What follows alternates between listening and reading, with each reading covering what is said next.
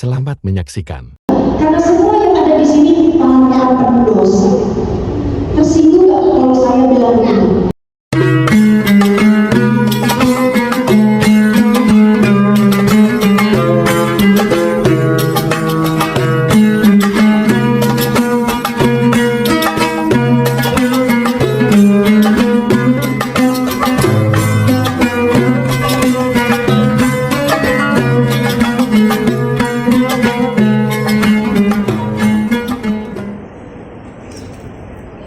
Bismillahirrahmanirrahim. Assalamualaikum warahmatullahi wabarakatuh.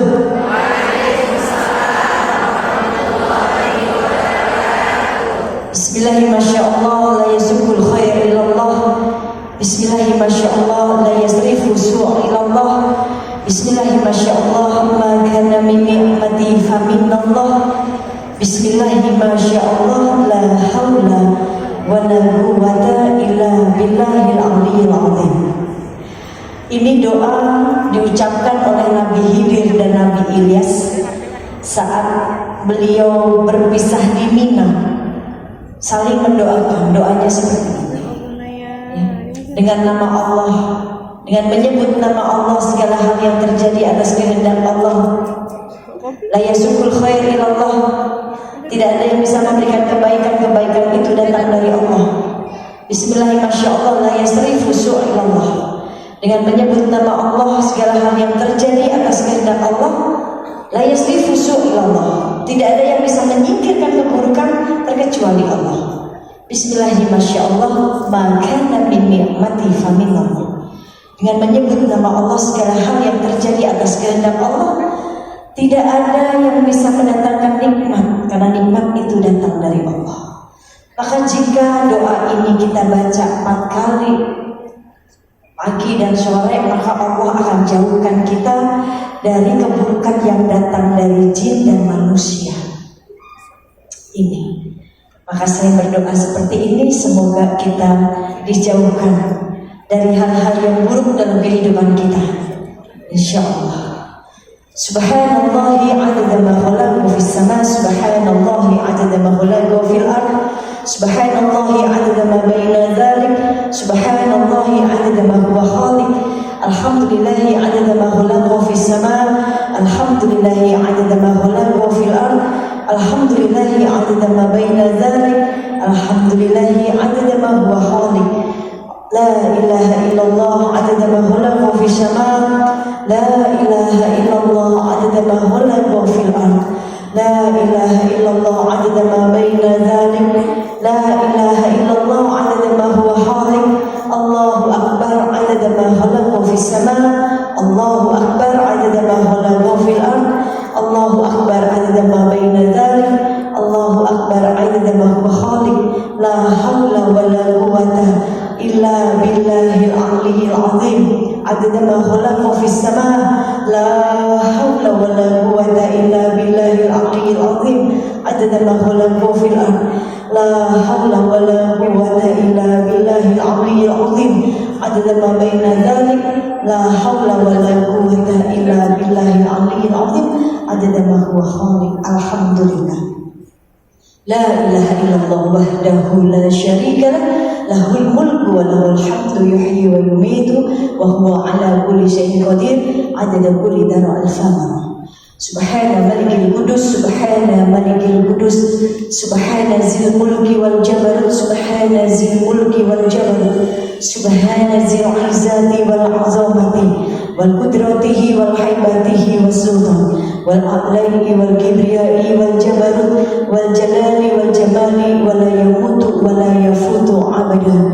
Subuhun kudusun rabbuna wa rabbul malaikati wa ruh. Subhanallah, alhamdulillah, la ilaha illallah, Allahu akbar, la haula wa la quwwata illa billahil aliyyil azim.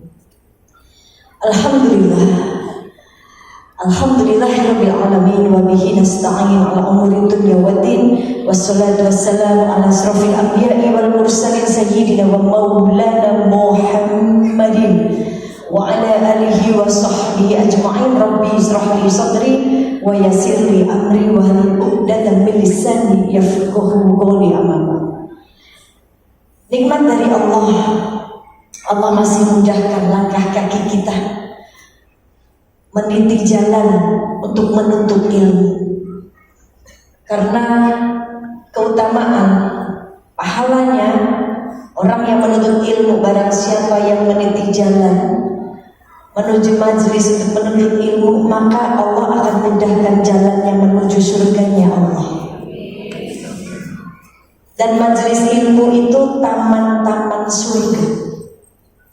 Kita mau masuk surga, mau masuk pintu surga harus lewat tamannya dulu. Seperti halnya ibu mau masuk rumah, mau masuk pintu rumah harus lewat terasnya dulu, betul gak? Walaupun cuma kecil terasnya, ada taman kecil, tapi harus dilewatin dulu. Tamannya harus dilewatin dulu, baru bisa masuk ke pintu rumah. Itu pun kalau punya kuncinya. Kalau rumahnya dikunci terus ibu gak punya kuncinya, emang bisa masuk rumah? Tidak bisa. Ya, harus cari kuncinya dulu. Kalau di rumahnya gak ada orang, terus kuncinya kita hilang, harus cari kuncinya dulu, harus pegang kuncinya, baru kita bisa masuk rumah kita. Begitu juga kita mau masuk pintu surga, yang pegang kuncinya siapa? Yang pegang kuncinya siapa kira-kira? Yang punya surga Allah. Apa kunci surganya?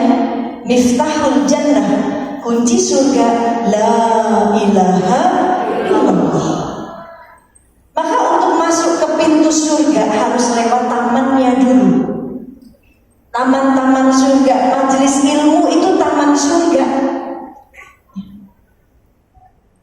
Untuk masuk ke pintu surga, duduk di taman surganya dulu. Nikmat kalau kita duduk di taman, Bu.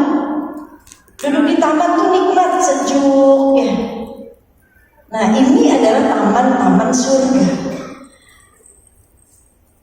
Di surat yang kita semuanya sudah tahu, sudah hafal, ya ayyatuhan nafsul mutmainnah irji'i ila rabbiki radiyatan mardiyah fadkhuli fi ibadi wadkhuli jannati.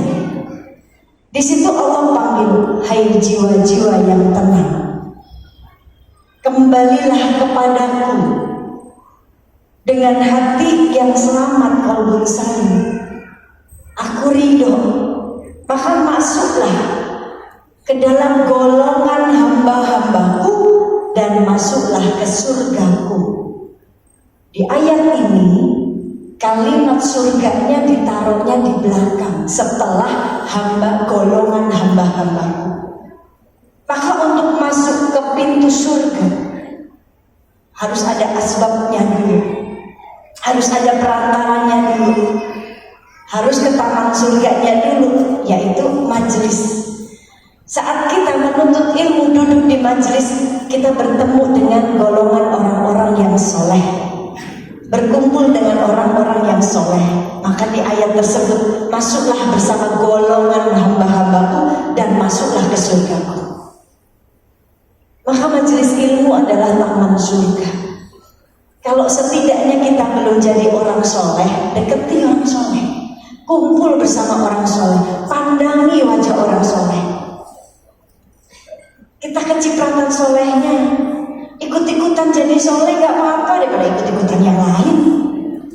Ya kan gitu.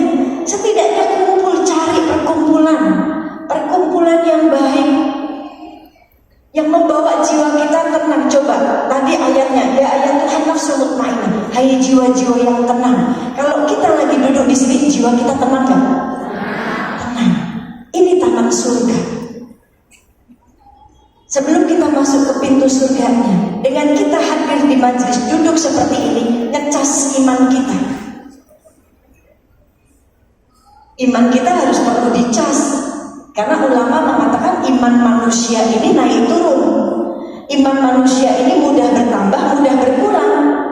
Iman manusia mudah bertambah dengan taat, dengan jalan taat, dan iman manusia bisa berkurang dengan jalan maksiat. Dan iman dan takwa itu seperti dua sisi mata uang yang nggak bisa dipisahkan. Dengan iman kita akan bertakwa. Walaupun imannya kita naik turun nih, betul nggak iman kita naik turun? Iman manusia naik turun. Gak ada yang bisa menjamin kita bisa istiqomah. Saat iman kita turun, apa yang harus kita lakukan? Ini seperti ini, duduk tawajuh, ngecas iman kita supaya naik lagi, dapat ilmu naik lagi, mau bertakwa lagi, beramal soleh lagi. Ibarat handphone, kalau handphone sudah lowbat kita biarin sampai mati total, kita lupa ngecas, nanti begitu dicas naiknya lama lagi. Kan gitu ya handphonenya. Handphone aja butuh, benda mati aja butuh kita perhatiin. Karena ini komunikasi kita dengan manusia. Bukan hanya sekedar komunikasi dengan manusia, tapi ini alat eksisnya kita. Betul gak? Betul gak alat eksisnya kita? Harus diakui, harus jujur. Ya, ini alat eksisnya kita. Dengan sosial media bohong, orang punya handphone kalau di dalamnya gak ada sosial medianya. Bener gak kira-kira? Namanya smartphone. Kalau dulu zaman awal-awal handphone, saya pertama kali punya handphone tahun 97 dan masih menikmati pernah pakai pager. Kalian pernah nikmatin pager gak? Zaman kalian, zaman anak-anak milenial sekarang mungkin gak tahu pager. Dulu zaman kita pernah ya Bun ya, pakai pager ya, kirim SMS pakai pager dulu ya. Dan telepon dan handphone dulu fungsinya cuma buat telepon sama SMS aja. Tenang hidup, kita taruh sembarangan di dapur, kita taruh, ada orang telepon baru kita ambil, kita angkat. Kalau sekarang ini namanya smartphone. Lebih pinter handphonenya sama orangnya. Betul nggak? Namanya smartphone. TV kita di rumah udah nggak pernah kita tonton. Ya iyalah, TV-nya pindah di handphone. Semua informasi ada di sini, kita pantengin 24 jam handphone kita. Kadang mau tidur kita taruh di bawah bantal. Kita bangun tidur, yang kita cari handphone kita dulu. Kan gitu. Ini mah ngomongin saya, di sini mah enggak, insya Allah. Ya, ini kita ini di brainwash, otak kita dicuci, kadang kita nggak sadar. Dulu ada seorang ulama mengatakan nanti ada satu zaman manusia ini akan diuji dengan sebuah benda. Benda ini kecil, tapi mudorotnya luar biasa. Bagaimana tergantung kita menggunakan. Dan benda itu ternyata handphone. Betul nggak handphone jadi mudorot? Banyak mudorotnya, betul nggak? Kadang kita asik waktu kita dengan buka sosial media, lupa kita buka Quran. Dengan handphone kita kadang kita lancar banget ngetiknya kalau mau ngebully orang. Mulut gak ngebully, tapi tangannya ngebully, lancar banget ngetiknya. Jempolnya lancar kalau buat komentarin orang. Gak kenal ini sama orang ini, nyantai aja. Komentar yang buruk, hati-hati. Jangan sampai benda ini dan jempol kita menjadi pemberat kita di akhirat.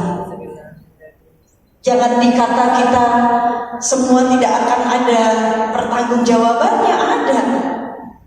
Kayak kita lagi video ini, hari ini kita pegang handphone, kita storyin, terus kita share ke sosial media kita, pasti akan tersimpan di arsipnya sosial media kita momen tersebut.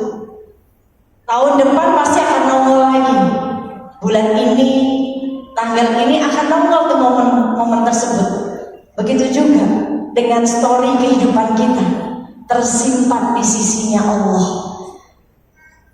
Suatu hari nanti, saat harinya tiba, semua dibuka oleh Allah.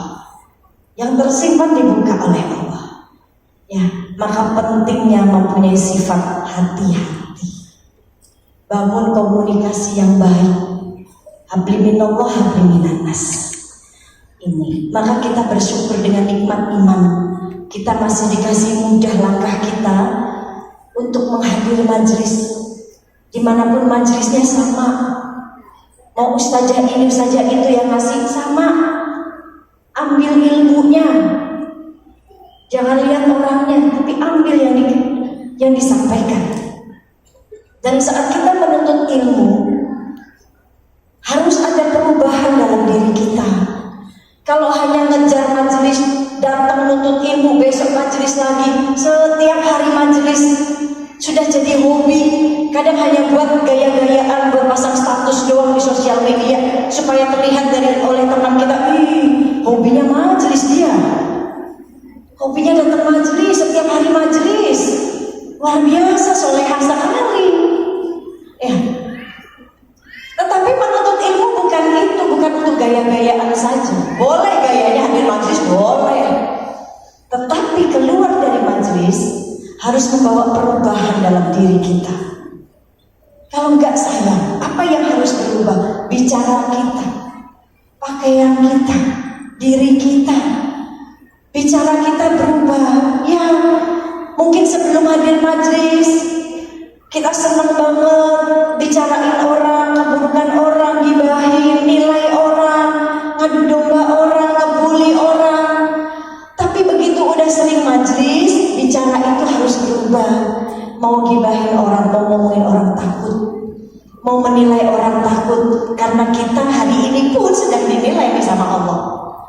Ini kalau di masjid ada CCTV, sekarang Allah pun CCTV-nya lagi hidup.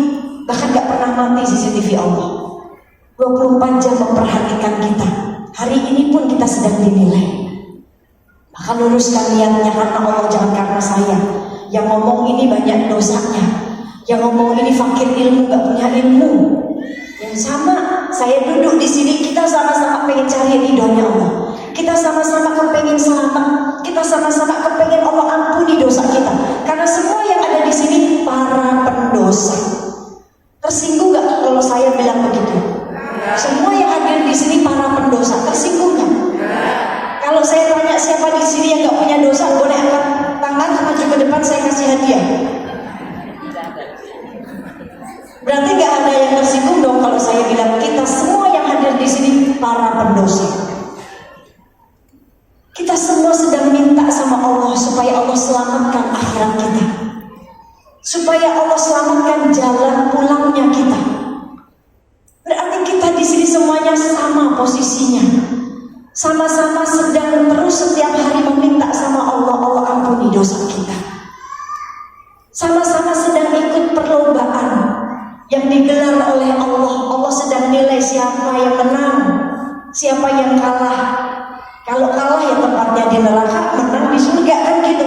Tapi semua kepengen masuk surga. Gak ada orang gak mau masuk surga, gak ada.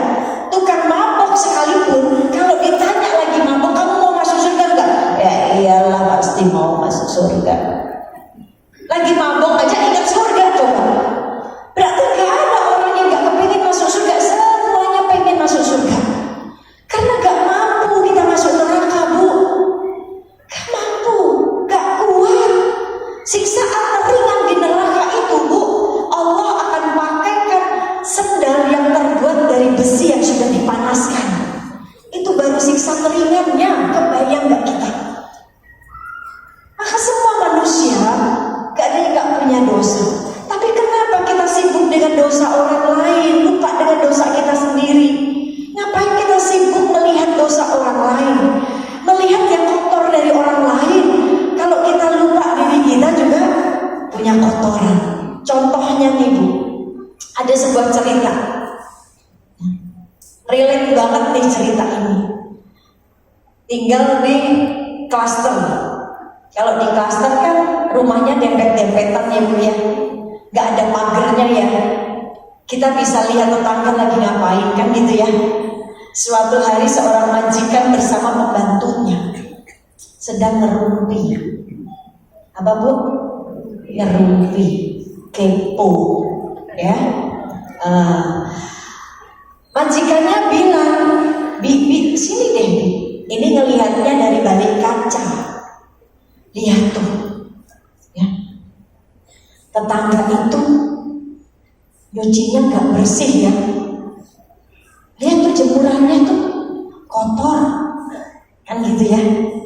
Oh iya, ngerumpi itu berdua. Besok lagi, begitu lagi, dia melihat dari kaca, lihat tuh, kayaknya kotor banget ya tempatnya, cuciannya kayaknya nggak bersih.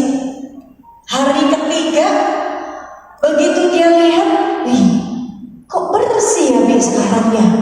Suaminya dari belakang nyaut, kacanya udah papa bersihin tadi. Tahu nggak maksudnya ini? Ternyata bukan tetangganya yang kotor, kaca dia sendiri yang kotor, kata rumah, kaca rumahnya. Terlihat kotor di depan nggak terlihat, kan gitu. Ternyata kacanya dia yang buram, yang kotor, jadi terlihat tetangga aja yang kotor, yang buram. Ini maksudnya, kita lupa dengan dosa kita sendiri, tapi kita sibuk dengan dosa orang lain. Kita lupa dengan keburukan kita sendiri, tapi sibuk dengan keburukan orang lain. Padahal kita semua sedang dinilai oleh Allah. Kita semua sedang tidak baik-baik saja.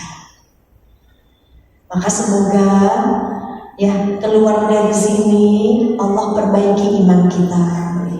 Keluar dari sini Allah berikan hidayah buat kita. Ya, kita semakin takut buat menilai orang lain karena kita juga lagi dinilai sama Allah. Kita takut buat ngomongin orang karena orang lain punya lisan, kita juga punya telinga. Kalau kita diomongin pasti kita nggak suka. Ya kalau kita nggak suka diomongin ya jangan ngomongin orang. Kalau kita nggak mau dicubit ya jangan nyubit orang, kan begitu. Dosa itu seperti cucian kotor. Cucian kotor.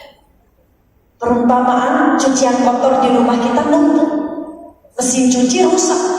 Gak ada asisten rumah tangga. Kerjaan belum beres. Ada undangan pengajian. Repot gak kira-kira? Sumpah gak kita melihatnya? Ya Allah, cucian numpuk banget. Belum nyapu pula, belum masak pula. Cuma kalau pakai mesin cuci kan enak, tinggal masukin, cetak, pencet, bekerja sendiri. Kita bisa sambil nyapu. Kita bisa nyelesain masakan. Selesai dalam waktu singkat, semuanya pekerjaan selesai, kan gitu. Tapi kalau mesin cucinya rusak, cucian kotor numpuk, terus ngapain kita ngambil cucian kotor tetangga? Rajin banget, emang mau nyuciin? Ngelihat cucian kotor di rumah kita aja sumpek, numpuk, ini kita repot banget mau ngambil cucian kotor tetangga. Rajin banget. Nah itu, cucian kotor ibarat dosa. Kalau dosa kita sudah banyak, ngapain repot-repot ngambilin dosa tetangga? Saat kita membicarakan orang lain, menggibahin orang lain, Bu, kita sedang mentransfer pahala kita ke dia. Dia enak yang diomongin, tertransfer pahala. Ibaratnya nih, kita punya panah. Busur panah kita cuma 5 busur doang. Panah kita ini harusnya buat jaga-jaga diri kita kalau ada musuh, kan gitu. Tapi karena gak ada musuh, ya, kita menjadikan panah kita ini musuh kita. Kita punya 5 panah, tapi kita tembak-tembakin ke orang yang dia gak salah, kita tembak-tembakin.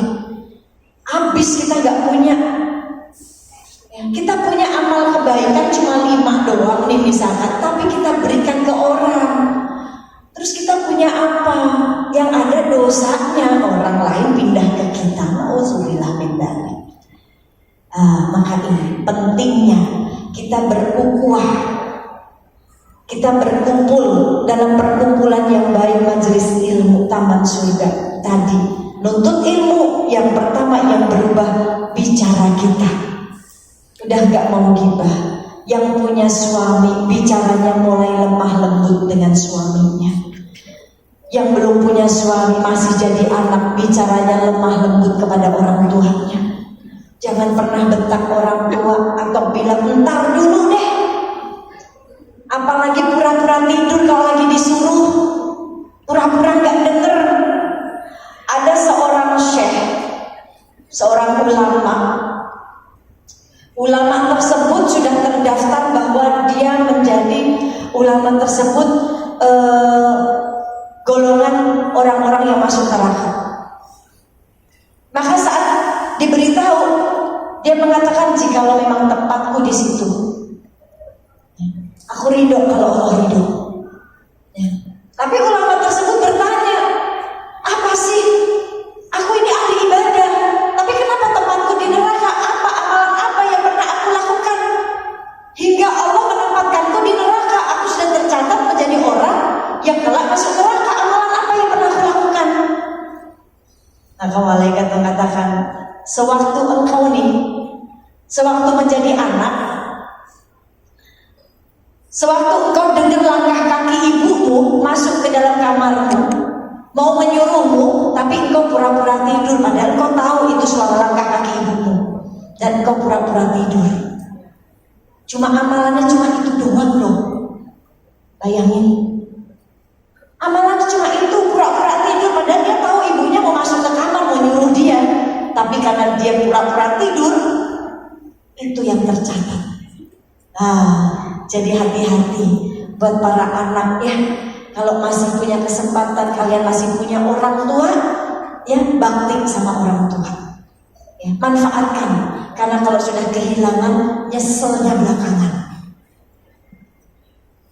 Ya, gak ada surga lagi, gak ada yang nasehatin lagi, sebawel-bawelnya ibu kalian, tapi gak pernah ada seorang ibu yang ngejerumusin anaknya ke neraka. Gak ada.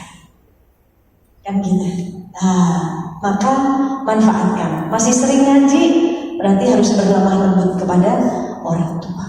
Ada 3 doa wanita yang doanya Masya Allah, setara dengan doanya 70 wali. Yang pertama, doa anak perempuan untuk ayahnya. Maka anak perempuan ini bisa jadi anugerah, bisa jadi fitnah buat ayahnya. Anak perempuan nih yang belum menikah, yang masih gadis, tapi sudah akhil balik, bisa menjadi anugerah buat ayahnya, bisa menjadi fitnah buat ayahnya. Bahkan bisa menjadi fitnah buat adik laki-lakinya, bisa menjadi fitnah buat pamannya. Maksudnya gimana Umi? Ya, kita tahu Allah berikan satu surat, yang surat itu memuliakan kita perempuan. Di surat Al-Ahzab ayat 59, wahai Nabi, sampaikanlah kepada istri-istrimu, anak perempuanmu, istri orang mukmin, anak perempuan mukminah, untuk mereka menjulurkan kain ke seluruh tubuh mereka, supaya mereka mudah dikenali dan tidak diganggu. Ini ayat buat memuliakan kita perempuan, menutup aurat. Maka wanita saat mengerjakan perintah ini, perintah Allah, dia menjadi anugerah. Seorang istri menutup auratnya, menjalankan perintah Allah di surat Al-Ahzab ayat 59, maka istri ini menjadi anugerah. Jikalau istri ini, seorang istri atau seorang anak perempuan tidak menjalankan perintah Allah di surat Al-Ahzab ayat 59, maka dia menjadi fitnah. Menjadi fitnah buat siapa? Seorang wanita di saat dia keluar rumah terbuka auratnya, bahkan rambutnya 2 helai terlihat, maka dia akan menjadi fitnah untuk 4 laki-laki. Dia akan memasukkan 4 laki-laki ini ke dalam neraka. Siapa saja? Suaminya jika seorang istri, ayahnya, pamannya, dan anak laki-lakinya. Tapi untuk yang belum menikah, dia akan membawa, menjadikan fitnah buat siapa? Ayahnya, pamannya, dan adik laki-lakinya. Maka ini berarti Islam itu sangat memuliakan wanita. Maka diperhatikan nih. Ini kalau menuntut ilmu lagi ngaji, ini cakep-cakep, jilbabnya tertutup, ada yang panjang, ada yang pendek, ya. Tapi giliran ngaji di teras rumah ya pakai jilbab dong. Jangan ngaji di teras rumah nggak pakai jilbab. Yang di rumah sendiri, tapi kan tukang gojek lewat. Ya. Ada laki-laki lewat, kita lupa. Walaupun di rumah kita sendiri, di teras rumah, tapi kita lupa nggak memakai jilbab, terkecuali rumah kita gerbangnya tinggi. Terus gak ada laki-laki yang selain mahramnya di rumah kita, silahkan. Tapi kalau ada supir yang bukan mahram kita, tetap diperhatikan walaupun di dalam rumah. Jangan kita ke pasar, ya, naik motor ke pasar, pakai jilbabnya panjang, tapi pakai daster buntung. Banyak yang gitu. Banyak ke pasar naik motor, pakai jilbab panjang, kalau perlu pakai mukena, ya atasan mukena, tapi dasternya buntung, celananya 3/4. Nah, kayak gimana itu konsepnya? Hati-hati dengan aurat kita ya, dijaga betul-betul. Baik, maka kembali kepada tema kita, ukhuwah. Ya. Rasulullah Shallallahu Alaihi Wasallam pernah mengatakan bahwa umatku ini nanti seperti buih di lautan, banyak sekali. Tetapi banyak dari mereka yang bercerai-berai, saling membenci satu sama lain. Yang terjadi sekarang begitu, betul kan? Beda pemahaman, berantem. Lihat tuh Islam, kalau sudah datang Rabiul Awal, bulan Maulid, yang gak sepaham menghina. Setiap itu selalu seperti itu. Yang tepuk tangan siapa kira-kira? Yang tepuk tangan siapa? Orang kafir tuh, Islam tuh. Idul Fitri gak bareng, berantem juga. Beda pemahaman, berantem. Yang gak pakai kunut sama yang pakai kunut berantem. Yang tepuk tangan siapa? Orang kafir tuh, Islam tuh. Yang katanya rahmatan lil alamin, tapi masih saling menghujat satu sama lain. Ini kata Rasul, umatku banyak seperti buih di lautan, tapi mereka bercerai-berai, saling bermusuhan. Maka pentingnya kita berukhuwah. Ini seperti ini nih, saat kita bertemu, salaman satu sama lain, menggugurkan dosa. Saat kita bertemu dengan saudara muslim kita, ya, ukhuwah itu, silaturahmi itu memperpanjang usia kita, memberikan rezeki kita. Ini kita ketemu nih, duduk, saling kenal gak? Enggak kan? Kenalan dong sebelahnya. Assalamualaikum. Di mana rumahnya, tinggal di mana? Bisnisnya apa? Oh, saya punya pabrik kain. Oh, saya pun penjahit. Bisa kerja sama. Dapat rezeki dari ukhuwah, dari silaturahmi, memperpanjang usia, memberikan rezeki buat kita. Tetapi harus diingat, saat kita bersilaturahmi, kita bertemu dengan saudara muslim kita mengucapkan salam, assalamualaikum, kan gitu. Saat kita mengucapkan salam kepada teman kita, kan salam itu artinya keselamatan, doa. Maka saat kita bertemu dengan teman kita mengucapkan salam, assalamualaikum, maka kita harus menjamin keselamatan teman kita yang sudah kita ucapkan salam tadi. Apa yang kita jamin dari mereka? Dia harus selamat dari satu lisan kita. Saat kita mengucapkan assalamualaikum, dia harus kita jamin dia selamat dari lisan saya. Maksudnya gimana? Jangan assalamualaikum terus kok kamu berurusan tekanan batin ya? Atau gemukan ya? Atau kusut banget mukanya? Jangan. Berarti tidak ada arti keselamatan di sini. Karena mengucapkan salam artinya selamat. Berarti kita harus menjamin orang tersebut selamat dari lisan kita. Yang pertama. Yang kedua, orang itu harus selamat dari tangan kita. Saat kita mengucapkan assalamualaikum, nggak usah pakai mukul. Apa kabar? Assalamualaikum. Kalau orang lagi sakit, terus yang dipukul tangannya lebih gede, dia kan sakit. Jangan. Atau nunjuk-nunjuk, kan gitu. Harus selamat dari itu. Yang ketiga, saat kita mengucapkan salam pada teman kita, assalamualaikum, kita harus menjamin dia selamat dari mata kita. Maksudnya gimana Umi selamat dari mata? Jangan assalamualaikum, tapi julid banget matanya dari atas sampai bawah. Tasnya itu murah itu tasnya KW. Julid sekali Anda matanya. Ya, nggak boleh. Itu arti salam. Arti saat kita mengucapkan salam, keselamatan. Begitu juga kalian yang menjawab salam, waalaikumsalam warahmatullahi wabarakatuh. Berarti kalian harus menjamin saya selamat dari lisan kalian. Jangan waalaikumsalam, Umi urusan. Jangan. Ada orang yang tidak suka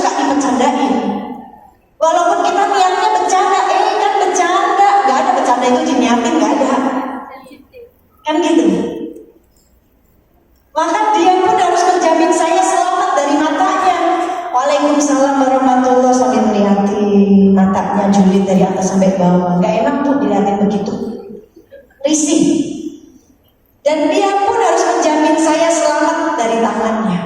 Ini arti salam, ya, menebarkan kasih sayang yang dicontohkan oleh Rasulullah SAW. Lihat, kita sudah dicontohkan oleh Rasul saat kita menebarkan salam, saat kita berinteraksi. Kita dikasih lihat oleh Rasul saat Rasul ukhuwah. Rasul menjalin ukhuwah itu, lihat, dengan cinta, membawa rahmat dari Allah. Karena Rasul memang diutus oleh Allah, wa ma arsalnaka illa rahmatan lil alamin. Bagaimana kita belajar dari Rasul saat berinteraksi dengan sahabatnya, saat Rasul berinteraksi dengan musuh-musuhnya, dengan para pembencinya, saat Rasul berinteraksi dengan fakir miskin, saat Rasul berinteraksi dengan seorang wanita, menjaga perasaannya. Kita udah dicontohkan oleh Rasul. Lihat berapa banyak orang yang benci dengan Rasul saat belum beriman kepada Rasulullah. Rasul tidak disukai, dibenci ya dibenci, diludahi di situ. Gak suka sama Rasul, diludahi, dia meludahi. Apakah Rasul balas meludahi? Tidak. Rasul jalin ukhuwah yang baik. Rasul memanusiakan mereka. Itu misinya Rasul, menjalin ukhuwah yang baik. Hingga semua orang, ya, bukan hanya sekedar suka dengan ilmu yang Rasul berikan, tapi mereka cinta dengan Rasulullah, rindu karena akhlaknya beliau. Maka menjalin ukhuwah itu harus dengan akhlak. Ibu, sayang, salehah, tidak ada kebaikan yang sia-sia. Tidak ada perbuatan baik yang sia-sia. Tidak ada. Tidak ada cinta dan perbuatan baik yang sia-sia, itu tidak ada. Karena perbuatan baik itu didasari karena ada cinta. Kalau kita mau berbuat baik, ukhuwah itu harus ada kebaikan dan harus mendatangkan kebaikan. Itu ukhuwah. Saat kita menjalin persahabatan, menjalin pertemanan, harus ada kebaikan yang kita ambil dari sebuah pertemanan, dan kita harus memberikan kebaikan hal itu kepada teman kita. Tetapi ingat, orang baik tidak akan pernah bilang-bilang kalau dirinya baik. Saya orang baik loh. Ada yang begitu? Gila kali itu orang. Karena orang baik gak akan pernah bilang-bilang saya orang baik. Orang baik mah berbuat baik saja, jalin ukhuwah. Berbuat baik saja, jalin ukhuwah. Ya. Kalau dia orang baik, dia yakin dengan imannya, beriman kepada Allah yang maha baik, tidak akan pernah lupa kebaikan hambanya. Tidak akan pernah lupa kebaikan hambanya. Apa yang kita berikan, perbuatan baik kita kepada hamba Allah lainnya, maka Allah sendiri yang akan memberikan balasan terbaik dari apa yang pernah kita berikan kepada orang tersebut, lebih dari apa yang sudah kita keluarkan. Ini orang baik yang gak pernah mau dibilang dia orang baik. Berbuat baik saja, menebarkan kebaikan saja. Orang baik yang tidak berharap kebaikannya dibalas dengan kebaikan. Nah, ini penting saat ukhuwah. Saat ukhuwah, ingat dua hal yang harus kita ingat dan dua hal yang harus kita lupakan.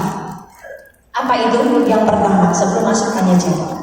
Yang pertama, dua hal yang harus kita ingat. Saat kita ukhuwah, kita menjalin persahabatan, dua hal yang harus kita ingat. Yang pertama, ingat kebaikan orang lain terhadap diri kita. Jangan dilupain. Jangan lupa kacang, lupa kulitnya. Atau jangan makan sama kulit-kulitnya. Ya. Jadi yang diingat, ingat kebaikan orang lain terhadap diri kita. Supaya apa? Muncul rasa syukur. Kenapa? Kalau kita orang baik, maka Allah yang maha baik akan mendatangkan kebaikan demi kebaikan dalam kehidupan kita. Ukhuwah yang baik itu akan mendatangkan berkah. Apa itu berkah? Menurut Imam Ghazali, berkah itu ziyadatul khair, bertambahnya kebaikan demi kebaikan. Kalau kita pengen merasakan diri kita, kehidupan kita sudah berkah atau belum, ingat saja banyak gak kebaikan demi kebaikan yang datang dalam kehidupan kita. Rezeki itu bukan bukan hanya materi. Kita didatangkan punya teman yang baik itu rezeki, punya komunitas yang baik itu rezeki, kan gitu. Punya tetangga yang baik itu rezeki. Ini berkah, ya.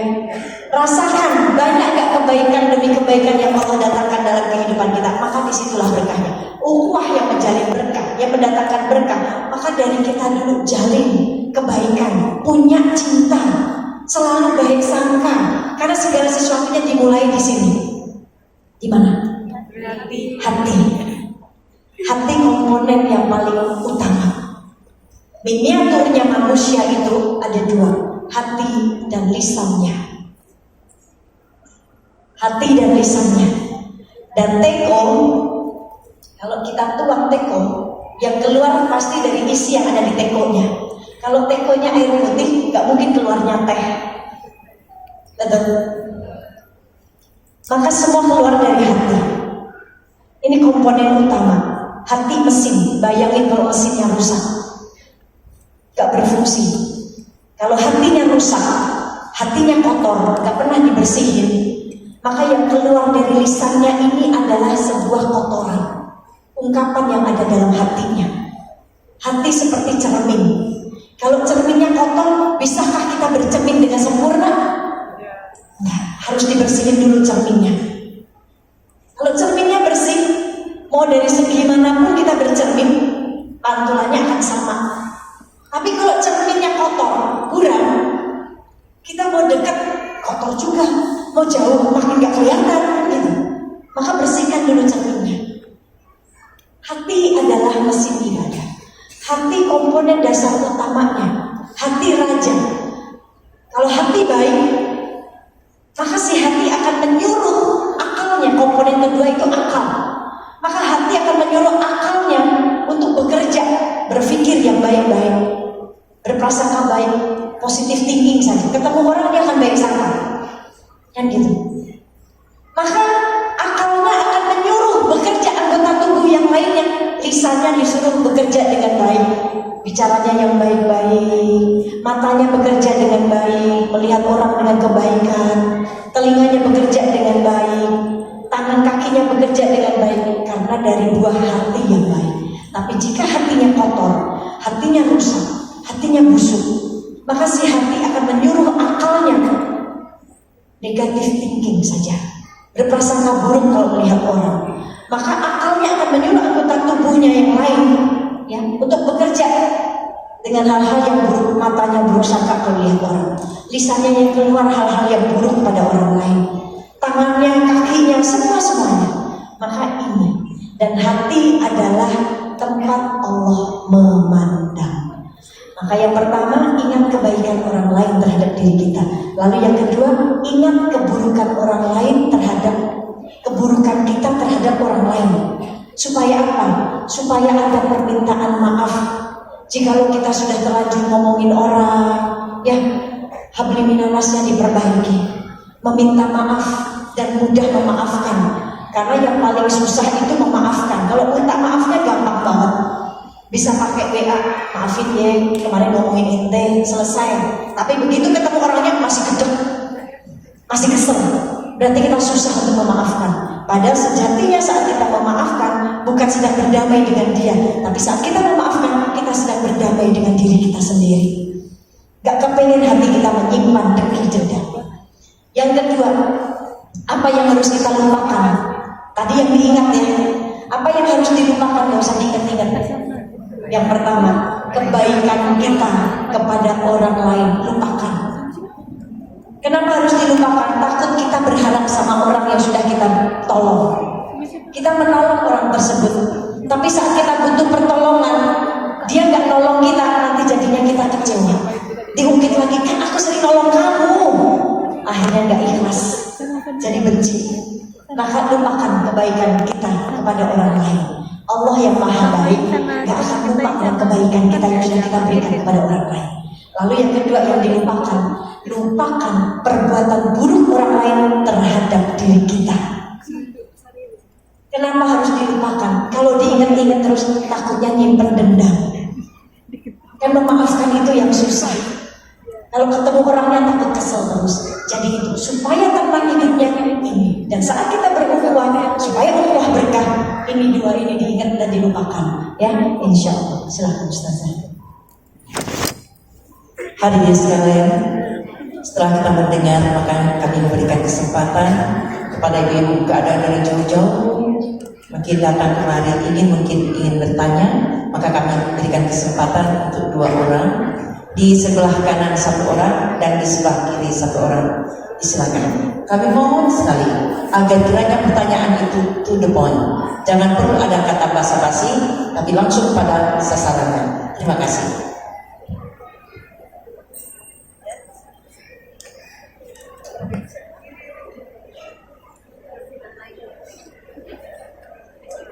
Makanan dulu ya.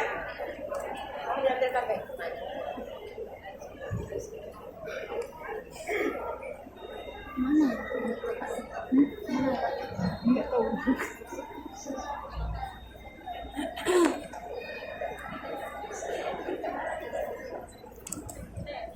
Bismillahirrahmanirrahim. Assalamualaikum warahmatullahi wabarakatuh. Astagfirullahaladzim, astagfirullahaladzim, astagfirullahaladzim. Selamat datang Umi Pipi yang hadir di Nanggo Aceh Darussalam. Kami senang dengan kehadiran Umi Pipi. Saya ingin bertanya, karena kita waktu yang tidak memungkinkan lagi, to the point aja. Yang ingin saya tanyakan, yang mana dikatakan orang-orang sunnah wal jamaah? 1.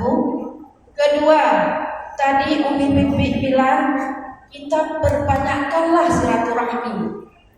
Yang ingin saya tanyakan, bagaimana seseorang itu dia ahli ibadah tapi masih punya rasa dendam kepada keluarga dan tetangganya. Sekian, terima kasih. Assalamualaikum warahmatullahi wabarakatuh. Selanjutnya dari sayap kiri 1 orang. Ya, oh ya, kita coba. Kak.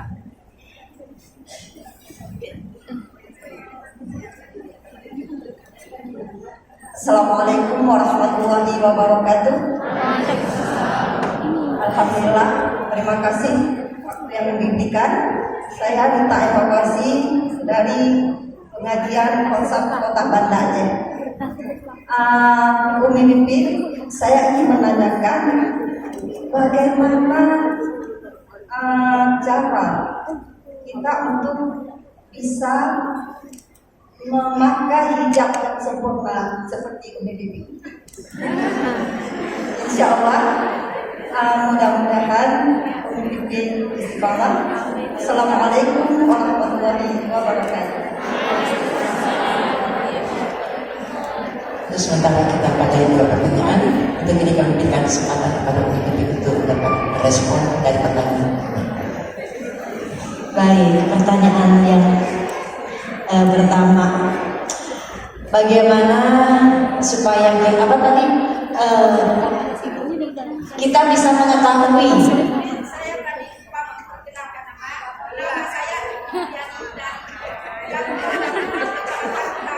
Baik, marhaba.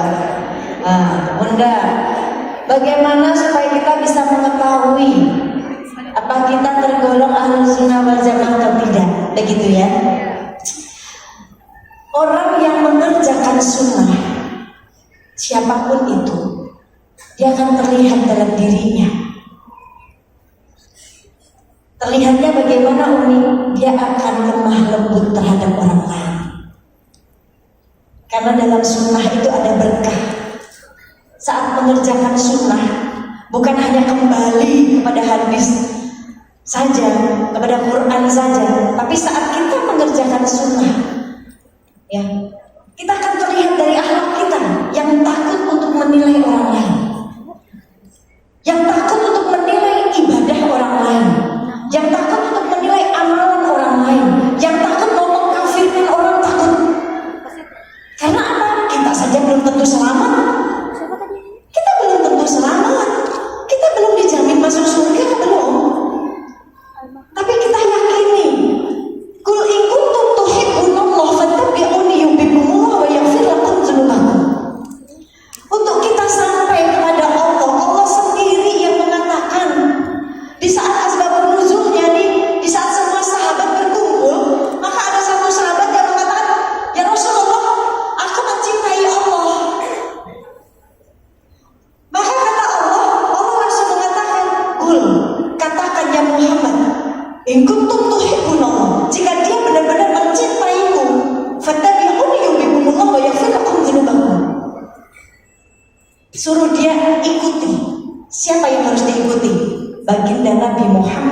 Sallallahu Alaihi Wasallam. Karena Rasul penyampai kita ke Allah, pengantar kita ke Allah. Yang diikuti apa? Jalannya. Yang diikuti apa? Akhlaknya. Bu, kita mau ketemu orang nomor 1 di Indonesia, kita mau ketemu presiden, nggak bisa kita main nyelonong ke istana negara. Ada protokolernya, betul nggak? Ditembak, kita ditangkap main nyelonong aja. Begitu juga ke Allah, ada jalannya. Melalui siapa? Jalan baginda Nabi Muhammad SAW.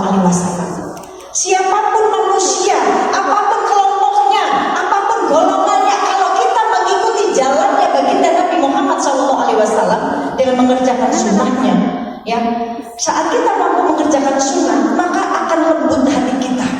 Kita takut untuk menilai orang lain, apalagi yang kita nilai sebuah amalannya. Bu, kalau masuk surga karena amalan kita, ya Allah Bu, jauh amalan kita dengan para aulianya Allah, para orang-orang soleh, wali-wali Allah, jauh. Tapi kita masuk surga karena rahmatnya Allah. Maka orang yang tergolong ahlus sunnah, dia mengaku ahlus sunnah wal jamaah pun, dia harus lemah lembut, tidak mudah menilai orang lain. Karena yang diikuti baginda Nabi Muhammad, bukan mengikuti ustadznya yang sunnah tersebut, bukan, tetapi mengikuti baginda Nabi Muhammad. Lihat akhlaknya Nabi, apakah pernah membenci? Tidak. Diperlakukan tidak baik oleh pembencinya, Rasul tetap memanusiakan manusia. Zaman sekarang banyak orang tidak memanusiakan manusia, gak sepaham, kafir, segala macam. Tetapi Rasul selalu memanusiakan, menjaga perasaan, menjaga hati. Ini yang dilakukan Rasul, hingga para pembenci jadi cinta. Itu jika sudah mengerjakan sunnah, lembut segala sesuatunya. Yang kedua, apa tadi pertanyaan yang kedua? Oh, ahli ibadah tapi masih dendam sama orang. Baik, Imam Syafi'i pernah ditanya, wahai Imam, ini ada dua manusia nih. Yang satu dia ahli ibadah, tapi akhlaknya buruk sekali. Lisannya selalu mencaci maki, menyakiti hati tetangganya dengan lisannya. Yang satu lagi dia ahli maksiat, tapi baiknya luar biasa ke orang. Di mana di antara dua ini yang paling baik menurut engkau? Kata Imam Syafi'i, dua-duanya baik. Yang ahli ibadah, walaupun akhlaknya nggak baik, doakan saja semoga dengan ibadahnya Allah turunkan hidayah, dia akhlak dia menjadi baik. Yang bermaksiat, walaupun akhlaknya baik, doakan saja semoga dengan akhlaknya yang baik Allah berikan hidayah, dia berhenti dari maksiatnya. Tetapi hal ini ada dikisahkan salah seorang wanita di zaman Nabi. Wanita ini mendatangi Rasulullah, ya Rasulullah, aku punya tetangga. Tetanggaku ini ahli ibadah, sholatnya, sedekahnya, masya Allah. Tetapi setiap hari dia selalu menyakiti tetanggaku dengan lisannya. Dia selalu menyakiti hati tetangga dengan lisannya. Maka bagaimana kedudukan dia di akhirat ya Rasulullah? Apa jawab Rasul? Inna fin nahar, sesungguhnya tempatnya dia di neraka. Dalam hadis dikatakan, man kana yu'minuna billahi wal yaumil akhir falyaqul khairan. Barang siapa yang beriman kepada Allah berarti kita faham Allah Maha melihat, Allah Maha mendengar. Apa yang kita lakukan, mau ngumpet-ngumpet, Allah lihat. Apa yang kita ucapkan, ucapan yang buruk, walaupun cuma bisik-bisik, Allah dengar. Walaupun yang kita omongin gak dengar, orang yang kita omongin gak dengar, tapi Allah dengar. Itu kalau kita beriman. Maka kita bisik-bisik aja takut. Kenapa? Allah dengar nih. Orang yang kita gibahin gak dengar, tapi Allah dengar. Itu iman. Dan jika dia beriman kepada hari akhir, dia tahu, dia yakin bahwa di hari akhir nanti semua yang kita lakukan akan ada balasannya. Maka dia akan berkata yang baik. Kalau tidak bisa, dia akan diam saja. Ini. Maka semua berasal dari hati kita. Lalu bagaimana supaya menjaga hati, Umi? Supaya gak ada dendam, dengki. Itu tadi. Ingat kebaikan orang lain, lupakan perbuatan buruk orang lain, dan lupakan kebaikan kita, dan lupakan perbuatan buruk orang lain. Udah itu aja, simple. Ya. Dan perbanyak istighfar. Baca ya muqallibal qulub sabbit qalbi ala diniku ala ta'atik. Hingga sahabat bertanya, ya Rasul, apakah engkau takut? Engkau sering membaca doa ini, apakah engkau takut ya Rasulullah? Apa jawab Rasul? Bagaimana mungkin kita merasa nyaman dengan hati kita, sedangkan Allah dekat sekali jari-jarinya untuk membolak-balikan hati. Bu, urusan hati Rasul ini sudah ngajarin gimana menjaga hati orang lain. Suatu hari dikisahkan ada seorang wanita tersebut ya, wanita Badui, dia datang membawa anggur untuk Rasulullah. Dia berikan anggur tersebut untuk Rasulullah dan dia bersembunyi di belakang tembok. Dia ingin melihat apakah anggur tersebut dimakan oleh Rasulullah. Dan Rasul tahu yang ngasih anggur ini masih ada orangnya. Maka Rasul menghargai, menghormati. Rasul makan anggur itu satu persatu. Ya. Rasul kalau makan anggur gak dipetik, diambil satu enggak, tapi satu gerombol digigit sama Rasul. Satu, gigit lagi, satu, gitu cara makan anggurnya Rasul. Ya. Dan itu anggur dihabiskan oleh Rasulullah. Sambil tersenyum menikmati anggur tersebut, sahabat heran, tumben deh. Rasulullah jika punya makanan biasa suka dibagi sama sahabatnya. Ini kok anggurnya dihabisin sendiri ya? Begitu selesai makan anggur, sahabat bertanya, ya Rasulullah, kayaknya anggurnya enak banget ya, sampai lupa bagi ke kita. Lalu Rasul mengatakan, kenapa anggur ini gak aku bagi ke kalian? Karena rasanya anggur ini asam sekali. Bu, makan anggur asam, wajah kita kayak gimana sih? Kan? Nyengir, ya, alis nyambung, mata kering-kering. Seandainya aku bagi anggur ini kepada kalian, kalian makan saat itu juga. Begitu anggurnya asam, kalian bisa buang saat itu juga. Kalian akan cari tahu siapa yang ngasih anggur ini. Orangnya yang ngasih anggur, perempuan itu masih ada di sana. Kebayang gak seandainya kalian makan, ya? Orang itu melihat bagaimana perasaan mereka, tuh, ya. Jadi itu jawabannya. Yang terakhir saya jawab, bagaimana menjaga menutup aurat dengan sempurna. Bu, cadar saya juga belum jaminan diri saya masuk surga. Tetapi bagaimana kita ingin memuliakan diri kita, kita ingin menjaga fitnah kita untuk orang-orang yang kita cintai. Saya cadar ini juga mengalami proses, Bu. Bukan berarti saya pakai cadar saya lebih mulia dari ibu-ibu, tidak. Ini ada prosesnya. Ini terjadi saat saya umroh 2017. Saya umroh, saya belum pakai cadar. Hingga saat itu masih dikenal orang. Sudah habis waktunya, sedikit lagi ya. Saat itu sudah dikenal orang dan akhirnya capek sendiri. Hotelnya dekat dengan masjid tapi nggak nyampe-nyampe ke masjid. Difoto lagi, ketemu orang, foto lagi, sampai akhirnya saat saya sholat di masjid, saya baca Quran, saya ngelihat orang udah ngantri mau foto. Saat saya nangis-nangis di masjid, doa, buka mata, orang sudah videoin. Itu rasanya gak nyaman banget, seperti malu ke Allah. Begitu saya ke rodoh, di rodoh saya sholat. Saat saya sujud di rodoh, saya seperti berasa kalau hari ini saya bakalan mati. Kenapa? Saat sujud terakhir kepala saya nggak bisa saya angkat. Saya baru ngangkat sedikit, diinjek lagi. Saya ingin diinjek lagi. Karena rodoh saat itu penuh, orang berdesakan. Saya nggak bisa bangun dari sujud saya, diinjek lagi sampai saya bilang, ya Allah, kalau seandainya saya mati di sini, Engkau ridho, saya ridho. Kalau masih dikasih kesempatan, kasih petunjuk buat saya, supaya saya bisa menjadi hamba yang jauh lebih baik lagi. Kan gitu. Dan itu seperti ada yang bilang, kamu tuh siapa? Ya Allah, di situ saya sakit, Bu. Gak ngerti, seperti ada suara begitu.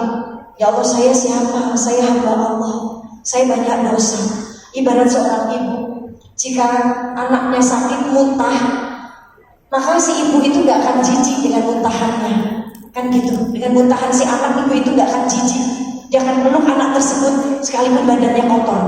Tetapi, dan saya gak kepengen Engkau jijik dengan dosa-dosa ini, ya Allah. Buat apa saya dikenal di dunia tapi Engkau tidak kenal saya di akhirat?